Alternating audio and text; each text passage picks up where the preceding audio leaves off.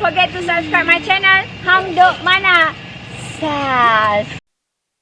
Assalamualaikum, selamat datang lagi ke channel Hang Duk Mana. Mari kita dengar respon Datuk Kamal Amir kerana isu panas terkini iaitu masih ada cubaan untuk jatuhkan kerajaan perpaduan dan GPS teguh sokong kerajaan perpaduan menurut Timbalan Perdana Menteri Fadilah. Okey, mari kita dengar respon Datuk Kamal Amir. Di akhir nanti kita akan komen macam biasa. Presiden PAS Tan Sri Haji Abdul Ali Awang yang mahu terus berusaha menumbangkan kerajaan dikuatiri ia boleh menjejaskan kestabilan politik serta ekonomi dan keyakinan pelabur ke negara kita ini. Ini yang saya bimbangkan. Malahan menurut penganalisa politik, kenyataan tersebut merupakan sebagai alat politik yang negatif yang tidak seharusnya dilakukan. Penganalisa politik dari Universiti Melaya, Dr. Muhammad Asri Muhammad Ali, beliau berkata kenyataan terbaru daripada Presiden PAS itu jelas menunjukkan bahawa Tan Sri Haji Hadi masih tidak dapat menerima hakikat kekalahan parti itu pada PRU 15 yang lalu. Dalam proses demokrasi, menukar kerajaan itu adalah perkara biasa. Bila kita ada pertandingan, ada pilihan raya, siapa menang, dialah jadi kerajaan. Tetapi, kalau dah kalah, terimalah hakikat. Masalahnya sekarang ni, mereka tidak mahu menerima hakikat ini. Jadi kesannya, kalaulah masih lagi kerajaan dipilih oleh rakyat, mahu ditumbangkan, maka ini akan memberi kesan yang agak negatif kepada rakyat dan juga ekonomi negara. Itu keadaannya. Sebab saya melihat, saudara, semalam pun, Tan Sri Hadi Awang pun masih lagi menyatakan, mana dia? Dia mengatakan bahawa kerajaan yang ada hari ini, ada kerajaan pimpinan Sultan Ibrahim ini, boleh tumbang bila-bila masa. Saya kata macam mana? Saya pun tak tahu. Saya faham. Saya mengharapkan apa yang dilakukan, apa yang tersebar luas hari ini hanya sekadar gosip politik.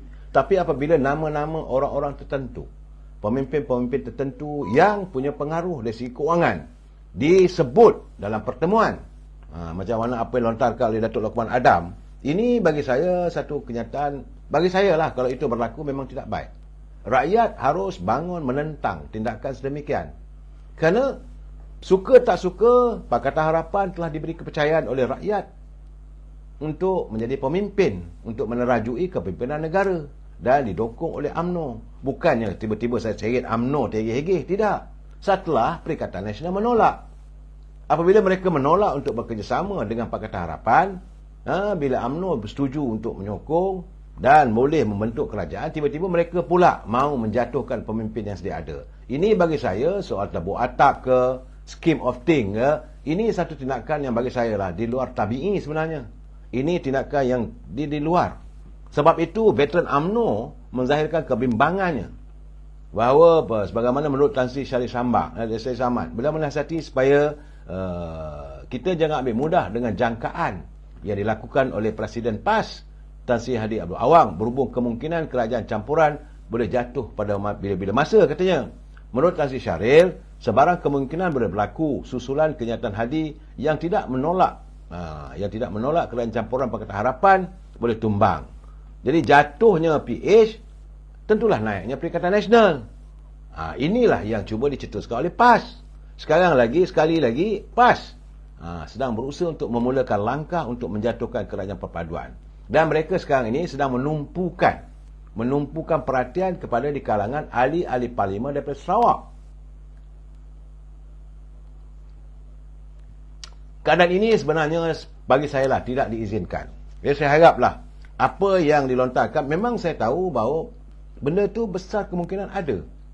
Sebab di Malaysia ni saudara, kalau tidak ada angin, masakan pohon bergoyang. Tiada api, masakan ada asap.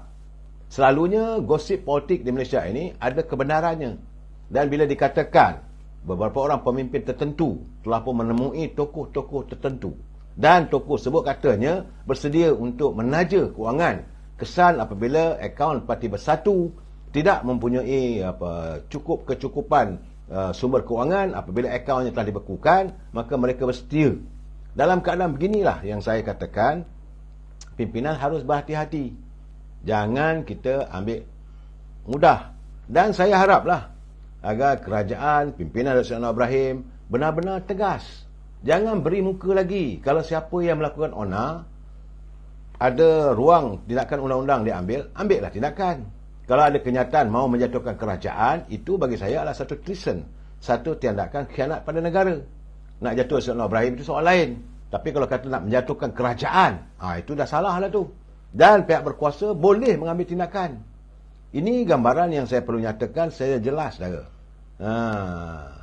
Bagi saya, perlu ingat, kerajaan yang ada hari ini adalah sentuhan dan merupakan satu rekayasa yang Tuan Agong. Setelah baginda dikecewakan.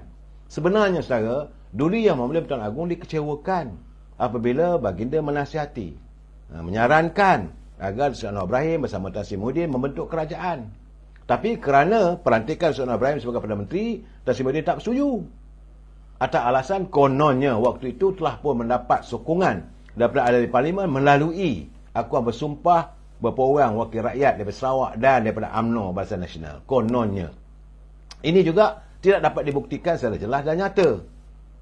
Lepas itu dia tinggalkan. Dan dalam keadaan begitu, tuanku menyarankan agar UMNO membentuk bersama dengan Pakatan Harapan. Ini realiti saudara.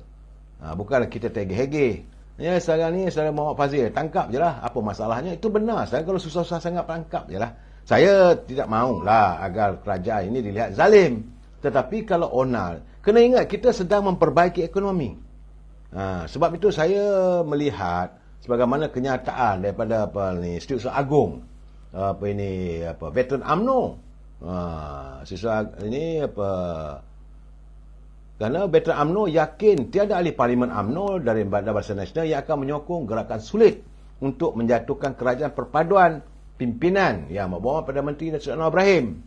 Menurut Setiausaha Agongnya, itu Datuk Mustafa Yaakob. Pihaknya yakin gerakan terbaru dalam usaha menjatuhkan kerajaan yang dicetuskan oleh pembangkang itu tidak akan mendapat sebarang sambutan di kalangan ahli parlimen UMNO dan Barisan Nasional. Sebab itu sekarang ni mereka bertumpu ke Sarawak. Sebab kononnya, apakah warga Sarawak akan mengizinkan pemimpin mereka boleh dijual beli? Itu persoalannya saudara. Dan veteran UMNO yakin tidak siapa pun dari parlimen dan UMNO BN yang akan menyokong gerakan sulit itu.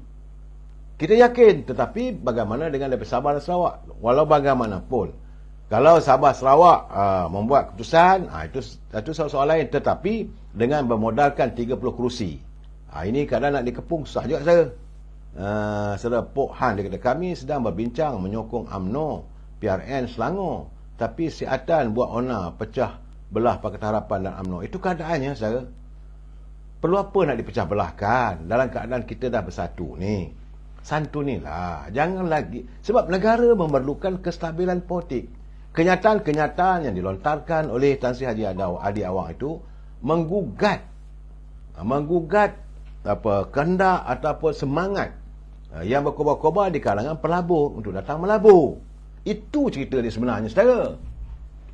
Saudara Mon Syarif dia kata Sabah Sarawak tiada akta lompat parti. Benar, tetapi isu lompat parti ini tidak boleh berlaku di peringkat federal. Peringkat negeri benar. Sabah Sarawak belum lagi, tapi kalau itu melompat parti di Dewan Undangan Negeri, tapi di parlimen ada aktanya. Memang ada, tapi tak tahulah masih menjadi pertikaian saudara. Soalnya sekarang ni saya, perlu apa? Perlu apa kerajaan yang ada, pimpinan kerajaan yang ada hari ini nak dijatuhkan? Apa salahnya? Saya bercakap, semalam pun saya dah bercakap. Saudara, BKSTL, undang-undang tidak pada rakyat. Tak adil lah bila menteri kebal dari undang-undang. Mana keadilan? Itu keadilannya. Saya melihat saudara bahawa tindakan ini adalah tindakan desperado. Mereka desperate kerana Datuk Seri Anwar Ibrahim tidak lagi mahu mengarahkan agar SPRM menghentikan siasatan. Siasatan sedang berjalan saudara. Satu demi satu. Sebab itu saudara Riko Toji dia kata apapun kena cepatkan kes-kes rasuah untuk dibawa ke mahkamah. Itu saya. Saudara acara bentayan, pejuang bosku menunggu 28 bulan ini, saudara. Rakyat Sabah dan Sarawak memang mereka telah pun menolak PAS. Tapi tak tahulah kalau wakil rakyatnya pula. Man-man undang-undang negara termakan budi tegada bodi. Sepatutnya harus ditukar. Itu keadaan. Saya harus menyantuni pandangan teman-teman yang mengantar. John Rambo dia kata sumbat je. Saya tak mau sebutlah nama-nama itu. Sebab bila Datuk Lokman ada menyebut, saya tak tahulah Datuk Lokman ni berani. Saya bukan penakut saya tak nak cari masalah. Sebut nama nanti boleh didedahkan kita pada undang-undang. Sejauh mana benar atau tidaknya, ini hanya sekadar gosip politik. Encik Sazali dia kata kalau jadi lagi menggulingkan kerajaan, rakyat takkan percaya lagi pada ahli-ahli politik. Benar.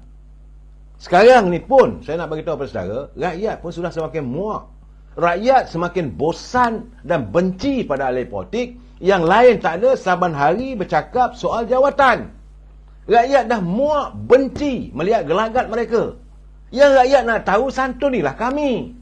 Kami nakkan harga barang diturunkan. Kami nakkan poket kami berisi. Kami dahaga pekerjaan. Ini masalah yang perlu ditangani. Bukan soal aku nak jadi Perdana Menteri. Bukan soal nak jadi pegang jawatan. Dah semua dah dapat, semua dah rasa. Dr. Mahathir dah jadi Perdana Menteri. Tan Sri Muhyiddin dah jadi Perdana Menteri.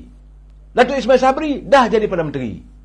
Kenapa sekarang ni diungkit-ungkit lagi nak jadikan balik? Apabila kononnya Datuk Tan Sri Muhyiddin akan dilantik semula sebagai Perdana Menteri. Nak buat apa? Apabila anda gagal menjadi Perdana Menteri, waktu anda diberi kuasa. Bukan kita tak bagi peluang. UMNO bagi peluang. Tan Sri Muhyiddin peganglah jadi Perdana Menteri. Tak ada pula kita tuntut yang bukan-bukan. Tapi anda mempunyai dendam pada parti UMNO. Sebab itu kita tarik sokongan. Datuk Ismail Sabri dah dilantik sebagai Perdana Menteri. Laksanakanlah tugas. Ini apa yang UMNO cakap, lain. Apa yang Tan Sri Muhyiddin cakap, lain. Itu keadaannya saudara. Jadi sekarang ni rakyat meluat. Rakyat sekarang ni mengharapkan bila apa Datuk Seri Anwar Ibrahim jadi Perdana Menteri, sudah ada bunga-bunga untuk menangani masalah kebejatan. Punca segala masalah adalah rasuah. Apabila kita dapat menangani masalah rasuah ini, dapat kita redakan, saya yakin soal harga barang pun boleh diturunkan. Soal syarikat-syarikat akan datang melabur. Sebab negara kita ini komplit, sebuah prasarana yang baik. Pelabur-pelabur pun mahu datang sebab kita tidak ada malapetaka yang besar. Kita tak ada tornado, kita tak ada ribut taufan, kita tak ada gempa bumi, kita tiada gunung berapi, atau banjir menenggelamkan semuanya. Tak ada. Legian betul. Kita betul-betul meluat dengan mereka. Pelabur-pelabur nak datang, tapi kita mewujudkan suasana yang tidak stabil. Kenapa begitu? Apa dosa rakyat pada anda? Anda mau menangguk keuntungan. Anda nak membesarkan tembolok anda, nak jadi orang kaya. Kerana apakah anda merasakan dengan adanya jawatan Perdana Menteri, jawatan sebagai menteri, boleh mengaut kekayaan untuk anda dan kroni anda? Ini masalahnya yang sekarang ini sedang ditangani oleh Datuk Seri Anwar Ibrahim. Beliau tidak mahu lagi adanya elemen-elemen rasuah. Dan SPRM telah pun diberi kuasa. Tak ada lagi Datuk Seri Anwar Ibrahim nak akan tengok sign baru buatkan. Tak ada. Sekarang ni SPRM diberi kuasa sepenuhnya untuk membawa siapa saja yang ada elemen rasuah, bawa. Tak ada lagi tegahan ataupun ini kerana orang ni. Tak ada. Saudara lihat sendiri, sama ada depan belakang. Saudara John Tay, Muhyiddin ni asyik-asyik nak jadi PM ikut pintu belakang. Saya melihat itu keadaannya. Adanya scheme of thing. Orang meluatlah saudara. Rakyat dah buat perhitungan. Sebab itu saya mengharapkan pilihan raya di 6 negeri nanti, rakyat benar-benar. Saya saja ni. Saya dah naik darah saudara bila saya bercakap soal kebejatan ahli-ahli politik ni. Menyampah saya. Kadang-kadang saya berselisih mereka. Kalau pergi ke parlimen, tengok wajah-wajah mereka di parlimen, saya benci saudara. Kerana mereka ini lain tak ada.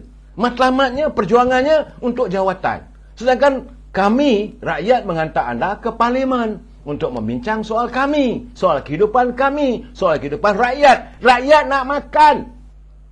Rakyat mau hidup. Kenapa anda memanggang kehidupan rakyat dalam sudut suasana yang penuh dengan penderitaan? Apabila kestabilan politik tidak dapat dijamin, rakyat masih lagi dipanggang di lubuk derita. Ini masalahnya. Jadi kepada teman-teman saya menghormati anda sebagai sahabat, sebagai sebangsa, seagama dengan saya. Sudahlah. Jangan lagi menonggah, ini tak betul, ini tak betul. Kita beri ruang. Kita lihat. Dalam tempoh 5 bulan ni, apa yang telah dilakukan oleh Datuk Seri Anwar Ibrahim. Pertama, beliau memerangi soal kebejatan rasuah. Kena sokong. Tapi kerana mungkin diri ada terlibat, maka mulalah merasa miang, merasa geli, merasa takut, maka anda diburu mimpi ngeri. Andalah orang yang tidak bertanggungjawab pada rakyat. Anda jawablah nanti bagaimana anda memanggang kehidupan rakyat dalam lubuk derita yang cukup mendalam sampai hari ini.